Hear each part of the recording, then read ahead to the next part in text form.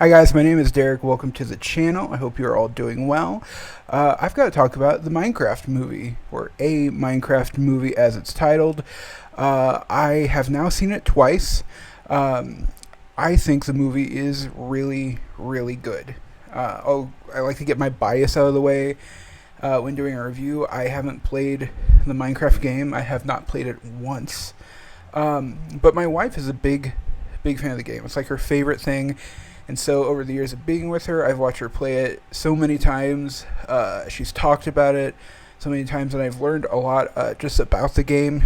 You know, just little details here and there. And I think even for somebody who is not a fan of the game or even familiar with the game at all, this movie is so much fun. It's so much fun. Um, I was mainly going to see it, just excited to take my wife to see it because she was so excited about it. She like dressed up in all like Minecraft merch, a Minecraft T-shirt. She had like these Minecraft Crocs that she like cut the tags off just for this experience. She's wearing the Minecraft Crocs, and we got like that Minecraft like the popcorn bucket that's like a pickaxe. Um, we saw the movie, and it was just like it was so much fun from beginning to end. And why I think it works is because of the director, Jared Hess. Now, if you're not familiar with him, he directed Napoleon Dynamite. He directed Nacho Libre. Just to name a couple, he's directed many more films, but those are like the most famous, the most iconic, the most beloved. And those movies have really a very strong sense of humor, a very specific, unique tone and voice to them. And I was surprised to see how much that uniqueness was in the Minecraft movies. That it's made by a giant corporation, and it's this giant product with merch from basically every company out there. Of course, you've got the McDonald's meal. You have the like Happy Meal, and then you have like the adult version, which had the like Nether like hot sauce pack. I have one right here. We got the McDonald's meal. There we are, and there's just so many different toys and just like merch tie-ins from everywhere. And I don't think there was ever a time where a Minecraft movie wasn't going to be successful. Like, I think regardless of the movie's actual individual quality, it would have done very well. But I think it really speaks to the film itself that, it's just really good. It's really funny. When I saw the movie the first time, I was really I was laughing within the first few minutes, and I was laughing really consistently throughout the whole movie. I'm not really a fan of Jack Black at all, but he's kind of in rare form here. If you like Jack Black in any way, he's at his best. You are going to have a good time. I mean, I liked him very much. His dramatic role in the King Kong movie from 2005 by Peter Jackson, I thought he was great in that. I liked him in Anchorman, his little cameo, and he was great in Tropic Thunder. But other than that, I haven't been a fan of him, but he's just really good here. He fits the tone of the movie. Of course, he was in Nacho Libre from the same director. He's just great. He's totally having a great time and kind of, you could say, understands the assignment of what the movie is. It's goofy and it's over the top, and it's for kids and for just everybody who wants that kind of like movie experience where it's just very silly and kind of out there and colorful and all over the place. And I think Jason Momoa is especially really, really good here. Of course, everybody initially found him from Game of Thrones and then as Aquaman, but I mean, he has shown in recent years enormous talent for comedy. If you saw Fast X a couple years ago, I like that movie. It's certainly not the best movie in that franchise, but there's a lot of great stuff in that movie, a lot of fun things, and the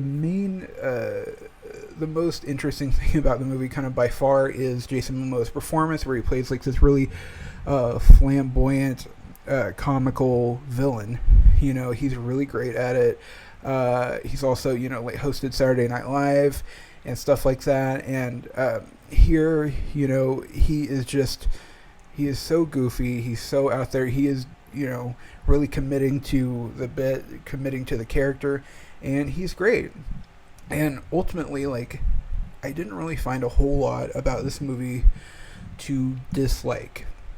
In many ways, it's like a very it's a corporate movie. There's a lot of, conventional things, a lot of, like tropes, a lot of things you would see in like a typical kind of major studio family movie.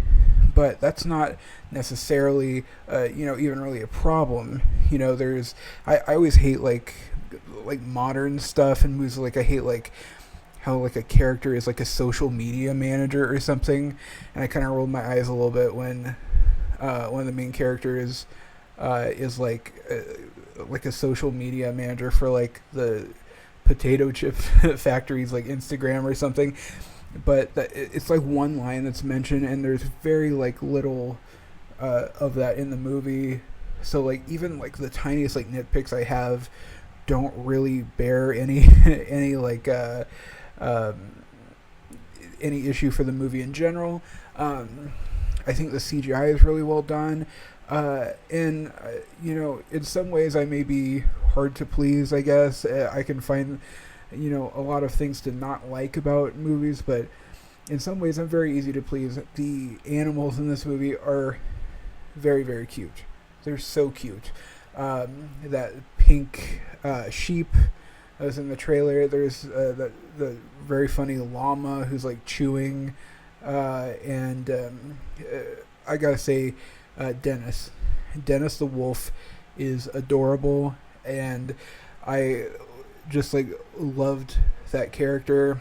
And like after we saw the movie that first time, we went out to like Target to look for like those like movie specific like collectibles or whatever, and I kept seeing that Dennis character everywhere, and I just like, he's adorable. I love that character. Frankly, I wish he was in the movie a lot more than he is, but he's so cute. He's great.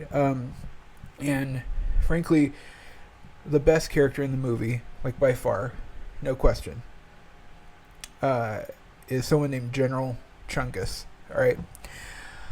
Now, the character is hilarious. He's like a pig, like servant of the underworld, the Nether, as it's known in Minecraft. He's like a pig, and he's like this like somewhat intimidating looking villain. But every time he opens his mouth, it is hilarious.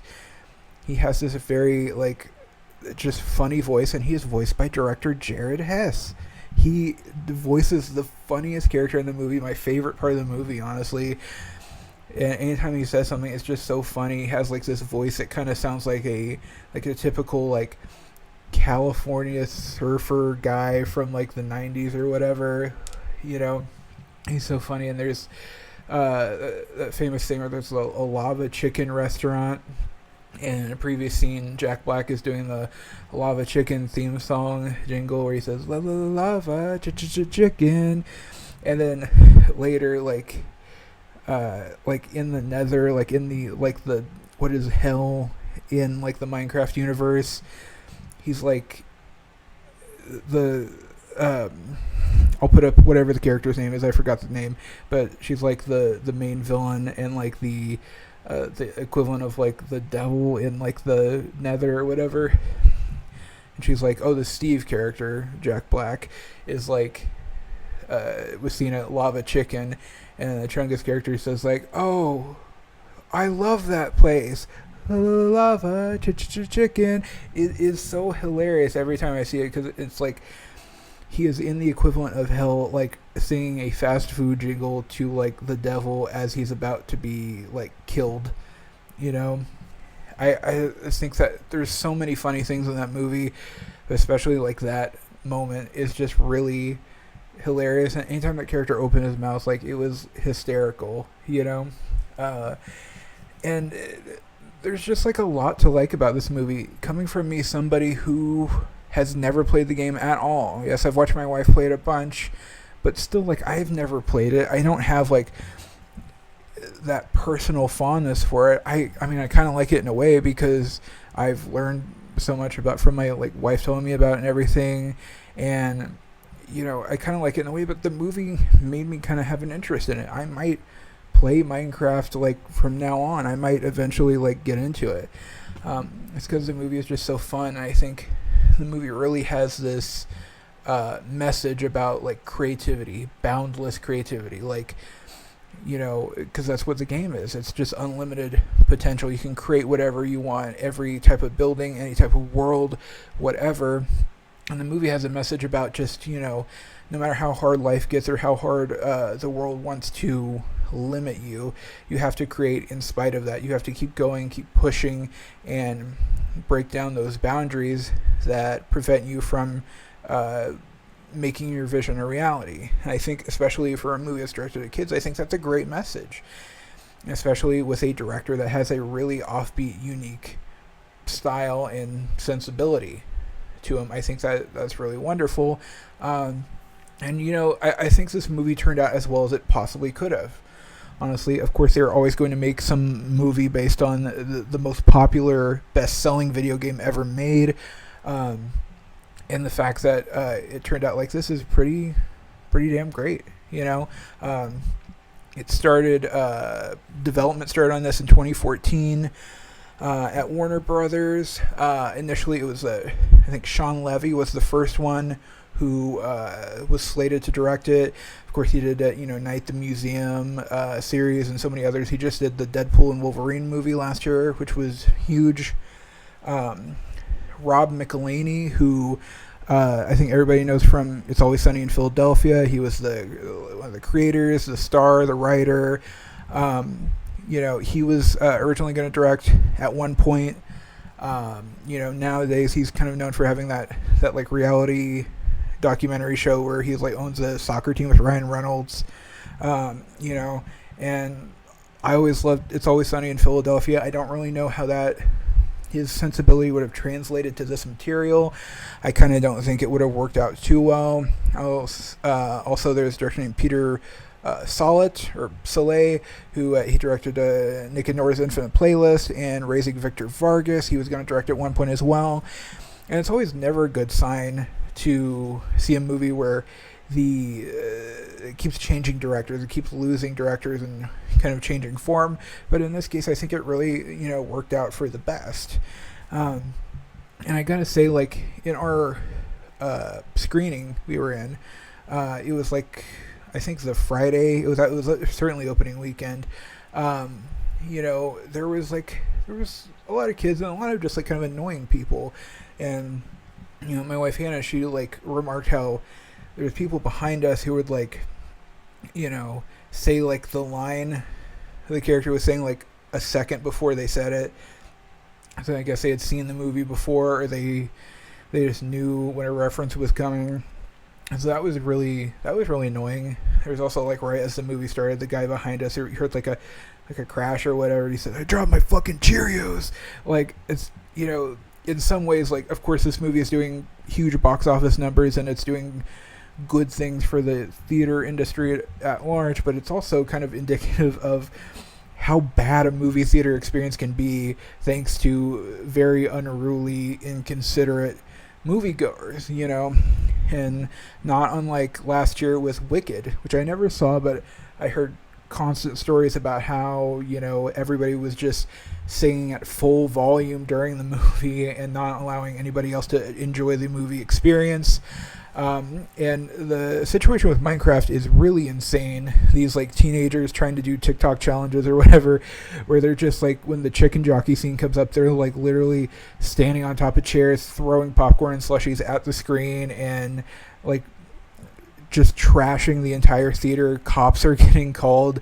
It's a ridiculous situation. I just watched a new Papa Meat video he has about that situation. It's really fun. But so if you want to know more about that, go watch that video. But it's just crazy, and I think it's incredibly disrespectful. I think it doesn't bode well for the future of the theater industry or the movie theater experience, because there's a lot of like dumb teens that are going to see this movie simply so they can act crazy and throw things around. There's people who wanted to go see the movie and just like watch the movie like a normal person and enjoy things, and they're not allowed to do that. I even remarked to my wife, "Oh, we should see it again, like later on, like right before it leaves the theaters when there's like nobody else in there." Thankfully, we didn't have that kind of experience where it was like, people were throwing things or whatever. And just a couple days ago, we saw Minecraft again, but we saw it at a drive-in in Aurora, Missouri. It's called the Sunset Drive-In. It is a great place. We had a great time, and yeah, everybody's in their cars. There was no, interruption by the audience. Nothing was being thrown. It was a double feature with of Minecraft and Paddington in Peru, which is personally my favorite movie of the year, like by far. Seen that twice now, and that was a great experience too. And I honestly kind of want to see it again now. It's kind of ridiculous how much like movies in general are just these corporate products now. They're all franchise movies, reboots, remakes, sequels, things that you can do merch collabs with and sell toys and sell. Just any kind of tie-in product, I know it's nothing new because like Batman movies used to do that, and just any kind of like superhero movie did that as well. But it seems like everything is that way, and it's hard to market a movie. It's really hard. Even when I made my documentary, that was a struggle to figure out how to market it to anybody. And when you only see those smaller movies getting attention when Oscar season comes around, and that's just kind of it.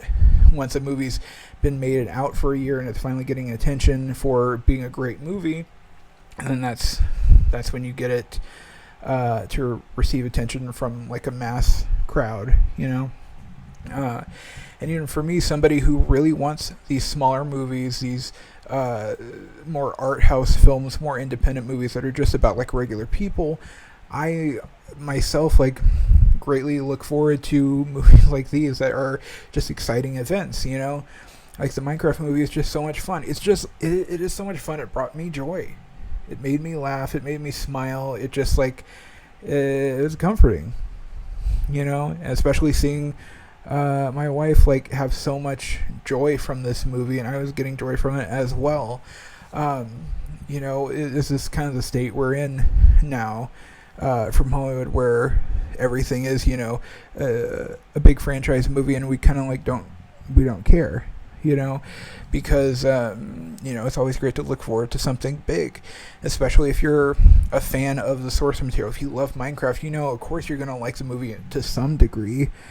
It may not be your favorite movie, you may have a lot of issues with it, but you're gonna go see it and you're gonna be excited for it because you love the thing that it's based on. And so that's kind of an interesting